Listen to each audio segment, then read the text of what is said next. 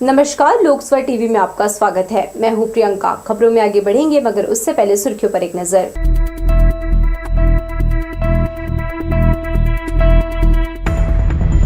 मुंगेली के लालपुर पहुंचे मुख्यमंत्री विष्णुदेव साय। कहा, गुरु घासीदास बाबा के बताए रास्ते पर चल रही छत्तीसगढ़ सरकार।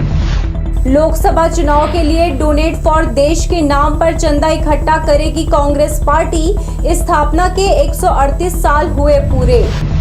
रतनपुर के राम पहाड़ी तराई में संपन्न हुआ रावत नाच महोत्सव। प्रतियोगिता में भाग लेने वालों का किया गया सम्मान। और बिरकोना पहुंच मार्ग में स्ट्रीट लाइट के लिए बेस तैयार, जल्द ही जगमगाएगी सड़क। हमारे न्यूज हेडलाइंस के प्रायोजक हैं Makhija test tube baby centre Bilaspur. हम आपके परिवार को पूरा करते हैं। Makhija test tube baby centre and प्रसूति गृह। तो ये थी सुर्खियां और अब खबरें विस्तार से। छत्तीसगढ़ के मुख्यमंत्री विष्णुदेव साय का प्रदेश में दौरा शुरू हो गया है। बाबा गुरु घासीदास की जयंती पर शामिल होने मुंगेली जिले के लालपुर पहुंचे। 3 दिवसीय मेले में शामिल होकर उन्होंने बाबा के बताए मार्ग पर छत्तीसगढ़ सरकार के चलने की बात कही। छत्तीसगढ़ के नवनियुक्त मुख्यमंत्री विष्णुदेव साय गुरु घासीदास जयंती समारोह में शामिल होने लालपुर धाम पहुंचे। यहां उन्होंने बाबा गुरु घासीदास मंदिर और जैतखाम में पूजा अर्चना कर राज्य की खुशहाली एवं समृद्धि के लिए बाबा का आशीर्वाद लिया। मुख्यमंत्री साय का कार्यक्रम स्थल पर दल द्वारा पंथी नृत्य के माध्यम से भव्य स्वागत किया गया। वहीं सतनामी कल्याण समिति बंधुआ लालपुर के पदाधिकारीगण और स्थानीय जनप्रतिनिधियों ने मुख्यमंत्री को पुष्पमाला पहनाकर अभिनंदन किया। कार्यक्रम को संबोधित करते हुए मुख्यमंत्री साय ने कहा कि बाबा के बताए सत्य के रास्ते पर चलकर छत्तीसगढ़ सरकार पुरखों एवं महापुरुषों के खुशहाल छत्तीसगढ़ के सपने को पूरा करने की दिशा में कार्य कर रही है। उन्होंने गुरु घासीदास जयंती की बधाई और शुभकामनाएं देते हुए कहा कि बाबा गुरु घासीदास का संदेश आज के संदर्भ में ज्यादा प्रासंगिक है। बाबा ने उस समय के समाज में प्रचलित ऊंच नीच भेदभाव छुआछूत का प्रबल विरोध किया, मन के एक समान का संदेश दिया। उन्होंने ये भी कहा कि आपसी मतभेद से नहीं बल्कि सामाजिक समरसता से ही समाज एवं देश का विकास होता है। बाबा जी से ये प्रार्थना है कि वो आशीर्वाद छत्तीसगढ़ वासियों पर बरसाएं, छत्तीसगढ़ सुखी हो, समृद्ध हो, ये आशीर्वाद प्रदान। सर, मंत्रिमंडल का गठन कब तक किया जाएगा? बहुत जल्दी होगा, इंतजार करिए। नए चेहरों को जी देखिए, जब से यहाँ पर सरकार बदली है, भारतीय जनता पार्टी की सरकार आई है, तो नक्सलियों का बौखलाहट बढ़ गया है, इसलिए कायराना हरकत कर रहे हैं।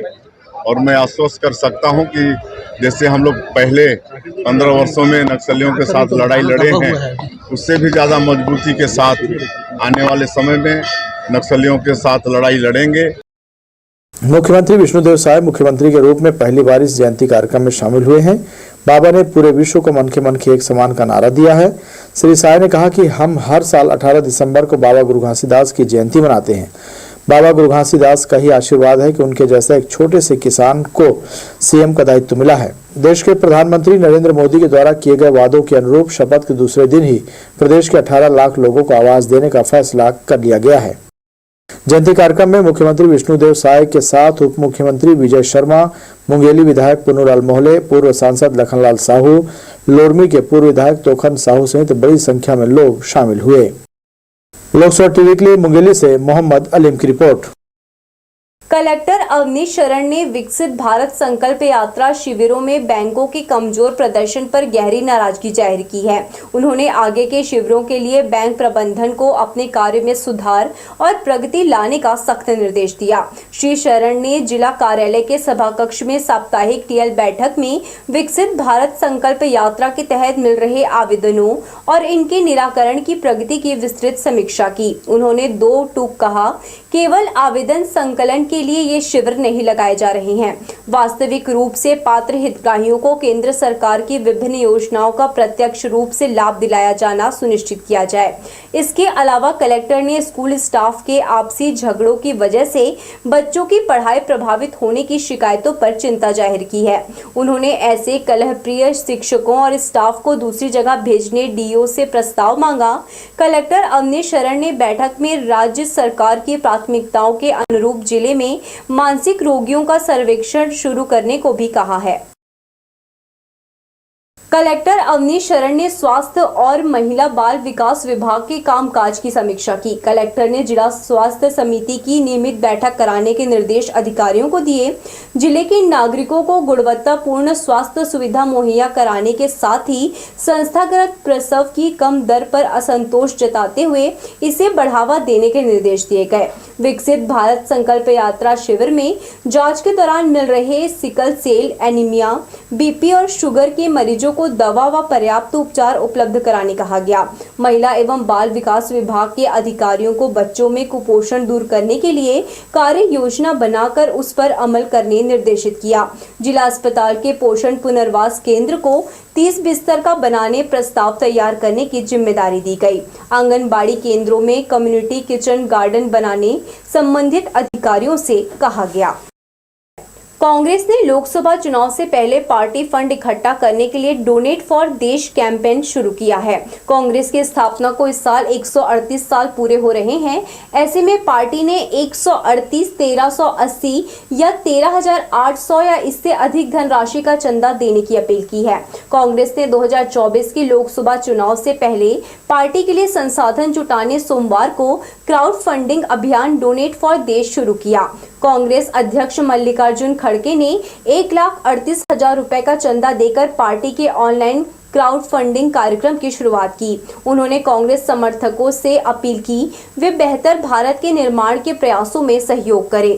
प्रेस कॉन्फ्रेंस कर बताया कि क्राउड फंडिंग अभियान महात्मा गांधी के ऐतिहासिक तिलक स्वराज फंड से प्रेरित है, जिसे 100 साल से भी अधिक पहले 1920-21 में लॉन्च किया गया था। उन्होंने कहा कि इस पहल का उद्देश्य समान संसाधन वितरण और अवसरों से समृद्ध भारत के निर्माण में पार्टी को सशक्त बनाना है। कांग्रेस ने 138 साल की यात्रा तय की है। इस अवसर पर 138 के गुणांक में चंदा देने आह्वान किया गया है। मल्टी लेवल पार्किंग बनने के बाद यातायात पुलिस सड़क किनारे नो पार्किंग में खड़ी वाहनों की जब्ती की कार्यवाही करती है, लेकिन ट्रैफिक पुलिस की नजर इन शासकीय वाहनों पर नहीं पड़ती जो कलेक्ट्रेट परिसर में खड़ी है। यातायात नियमों का पालन कराने वाले ट्रैफिक पुलिस को इन अधिकारियों के वाहन नजर नहीं आते, जिनके कंधों पर व्यवस्था बनाने और बनवाने की जिम्मेदारी है। बहरहाल यह वीडियो यह दिखाने के लिए काफी है कि ट्रैफिक नियम का पालन करना सिर्फ आम लोगों की ही जवाबदारी है, बाकी अधिकारी वर्ग को इससे छूट मिली हुई है।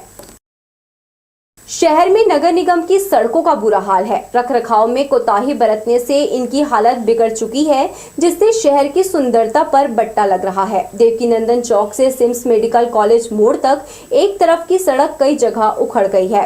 शहर के प्रमुख मार्गों में शुमार यह सड़क देर रात तक लोगों से गुलजार रहती है।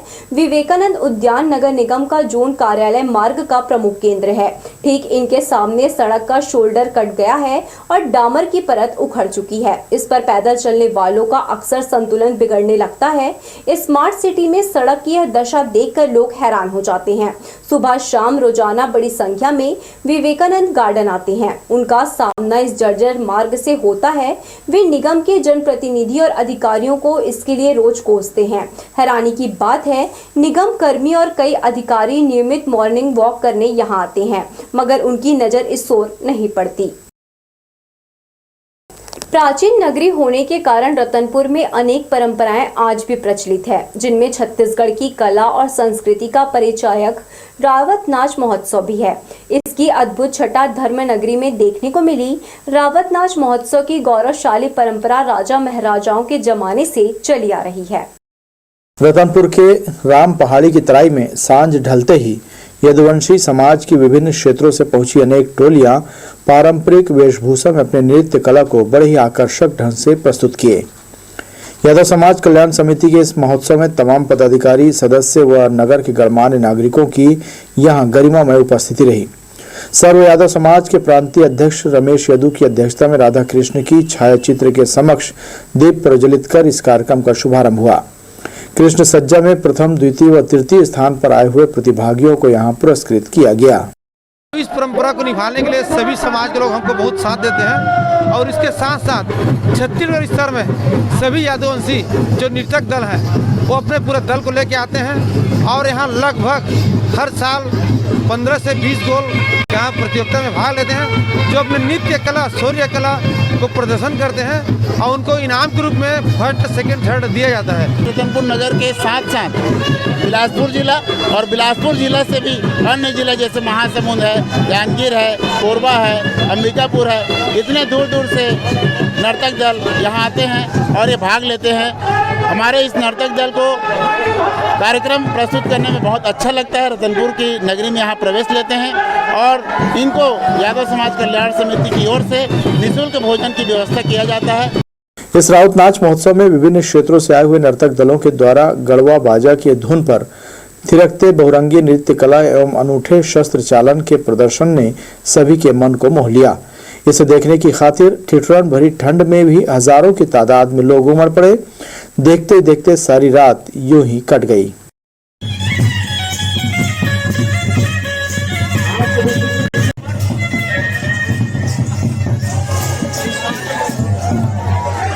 इस कार्यक्रम में विभिन्न क्षेत्रों से आए हुए यादव समाज के नर्तक दलों का उत्साह वर्धन करने के लिए इन्हें पुरस्कार भी प्रदान किया गया। लोकसभा टीवी के लिए रतनपुर से विजय दानिकर की रिपोर्ट। हावड़ा मंडल के चातरा मुरारई सेक्शन में नॉन इंटरलॉकिंग कार्य के कारण 3 एक्सप्रेस ट्रेनों का परिचालन प्रभावित रहेगा। इनमें 26 दिसंबर को एलटीटी कामाख्या एक्सप्रेस परिवर्तित मार्ग वाया खड़गपुर, अंदुल, हावड़ा, बांडेल, कटवा, अजीमगंज, नई फरक्का मार्ग होकर चलेगी। वहीं पूर्व मध्य रेलवे के दरभंगा स्टेशन में वॉशिंग पिट लाइन रिमॉडलिंग कार्य के चलते सिकंदराबाद दरभंगा एक्सप्रेस का परिचालन बरौनी सिकंदराबाद के बीच ही किया जाएगा। अधिकारियों के मुताबिक 22 दिसंबर को दरभंगा से चलने वाली सिकंदराबाद एक्सप्रेस बरौनी स्टेशन से प्रारंभ होगी और दरभंगा बरौनी के बीच रद्द रहेगी। रेलवे में चल रहे अलग अलग अधोसंरचना कार्यों के चलते ट्रेनों का परिचालन समय बिगड़ा हुआ है। मंगलवार को स्थिति यह रही कि 13 ट्रेनें तय समय से विलंब से रेलवे स्टेशन पहुंची। इससे यात्रियों को परेशानियों का सामना करना पड़ा। लेट लतीफी की एक वजह कोहरे को भी माना जा रहा है। साल भर से यात्रियों को ट्रेनों का इंतजार करना पड़ रहा है। बीच में कुछ दिनों के लिए समय में सुधार आया था, लेकिन अब स्थिति फिर से पहले जैसी हो गई है। अलग अलग दिशा से पहुंचने वाली ट्रेनों के इंतजार में यात्रियों को स्टेशन में ही बैठना पड़ता है। लेट लतीफी के कारण पूछताछ केंद्र में भी यात्रियों की कतार लगती है।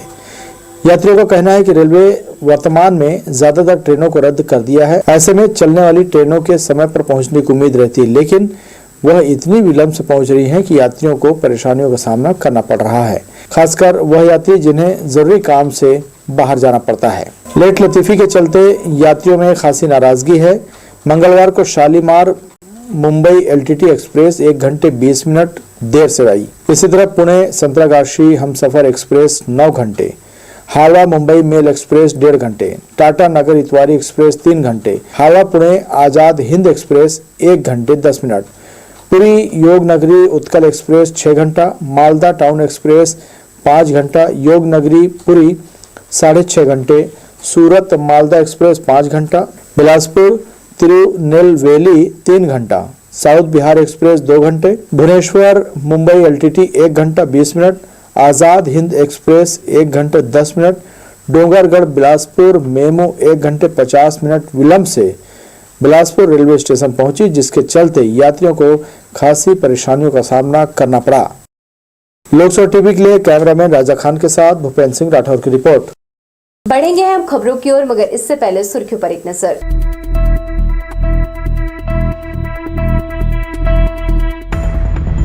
मुंगेली के लालपुर पहुंचे मुख्यमंत्री विष्णुदेव साय, कहा गुरु घासीदास बाबा के बताए रास्ते पर चल रही छत्तीसगढ़ सरकार। लोकसभा चुनाव के लिए डोनेट फॉर देश के नाम पर चंदा इकट्ठा करेगी कांग्रेस पार्टी। स्थापना के 138 साल हुए पूरे। रतनपुर के राम पहाड़ी तराई में संपन्न हुआ रावत नाच महोत्सव, प्रतियोगिता में भाग लेने वालों का किया गया सम्मान।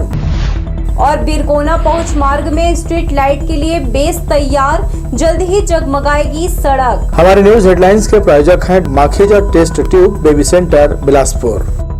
माँ के परिवार को पूरा करते हैं। Makhija test tube baby centre and प्रसूति गृह। अशोकनगर पहुंच मार्ग में स्ट्रीट लाइट लगाया जा रहा है। पहला अवसर होगा जब यह क्षेत्र शाम ढलने पर रोशनी से जगमगा उठेगा। करीब 2 किलोमीटर सड़क के दोनों तरफ 216 पोल लगाने बेस तैयार किया जा रहा है। सुरक्षा के लिए बिजली का तार अंडरग्राउंड रहेगा।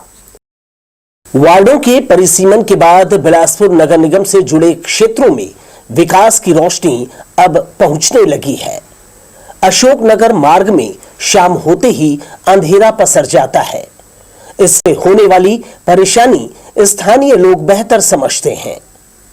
विधानसभा चुनाव से पहले शहरी सड़कों का उन्नयन कर इसमें स्ट्रीट लाइट लगाने का कार्य शुरू किया गया था। अशोकनगर मोड़ से बिरकोना चौक तक बिजली के पोल लगाए जाएंगे, जिससे आने वाले दिनों में क्षेत्र से अंधेरा छट जाएगा। यह स्ट्रीट लाइट लगाने के बाद मार्ग पर आने जाने वाले लोगों को सुविधा होगी। अंधेरे का फायदा उठाकर लूटपाट और छेड़खानी करने वाले असामाजिक तत्वों पर रोक लगेगी। अंधेरे में सड़कों पर बैठे मवेशियों से अक्सर वाहन टकराने की घटनाएं होती है। ऐसी तमाम समस्याओं से राहगीरों को राहत मिलेगी। अशोकनगर क्षेत्र में कई निजी कॉलोनियों में बड़ी आबादी निवास करती है। बड़ी संख्या में श्रमिक वर्ग भी इसी मार्ग से रात में वापस घर लौटते हैं। सहूलियत के लिए सड़क के दोनों तरफ 216 पोल लगाकर दुधिया रोशनी के लिए इनमें एलईडी लाइट लगाया जाएगा। करीब 2 किलोमीटर सड़क जगमग करने 98 लाख रुपए खर्च आएगा। कैमरामैन जय साहू के साथ दिलीप जगवानी, लोकसभा टीवी, बिलासपुर। सिम्स पहुंच मार्ग में दोनों ओर वाहन खड़े रहने के कारण यहां हमेशा जाम लगा रहता है। इसके चलते एम्बुलेंस के पहिए भी कभी कभी थम जाते हैं, जिसके कारण इमरजेंसी मरीजों का जान का खतरा बना रहता है। वहीं सड़क के दोनों तरफ ठेला लगाकर व्यवसाय करने वालों के कारण भी जाम लगा रहता है। सिम्स प्रबंधन और यातायात पुलिस को चाहिए कि इस मार्ग को नो पार्किंग जोन घोषित करे, ताकि यहां इलाज कराने आने वाले मरीजों को परेशानियों का सामना न करना पड़े। हावड़ा अहमदाबाद एक्सप्रेस कोच की सही जानकारी नहीं मिलने से मंगलवार को बिलासपुर रेलवे स्टेशन पर यात्रियों के बीच अफरा तफरी का माहौल रहा। यह ट्रेन दोपहर 1:30 बजे प्लेटफॉर्म नंबर 4 पर आई। अचानक इसके आने से पहले ही कोच डिस्प्ले बंद हो गया और घोषणा कर दी गई कि इस ट्रेन के सभी जनरल डिब्बे आगे की ओर हैं और उसके बाद स्लीपर उसके पीछे। इसके बाद यात्री आगे की ओर भागने लगे। अचानक कोच बदल जाने से यात्रियों में काफी देर तक अफरा तफरी मची रही। यात्रियों को कोच इंडिकेशन बोर्ड से बोगियां कहां खड़ी होंगी, इसकी जानकारी नहीं मिल पा रही है। इससे यात्री असमंजस की स्थिति में रहते हैं। कोटा गोकुलपुर के पास मॉर्निंग वॉक पर निकले 66 वर्षीय बुजुर्ग को आसपास के लोगों ने 29 नवंबर को निजी अस्पताल में भर्ती कराया था। बाद में घायल बलराम कौशिक को 13 दिसंबर को सिम्स लाया गया, जहां उसकी उपचार के दौरान मौत हो गई। घटना की जानकारी सिम्स चौकी पुलिस ने कोटा पुलिस को भेज दी है। पुलिस मर्ग कायम कर मामले की जाँच कर रही है। तो ये थी हमारी लोकसभा टीवी की तमाम खबरें। अगले बुलेटिन में आपसे फिर होगी मुलाकात। तब तक के लिए पूरी टीम के साथ प्रियंका को दीजिए इजाजत। नमस्कार।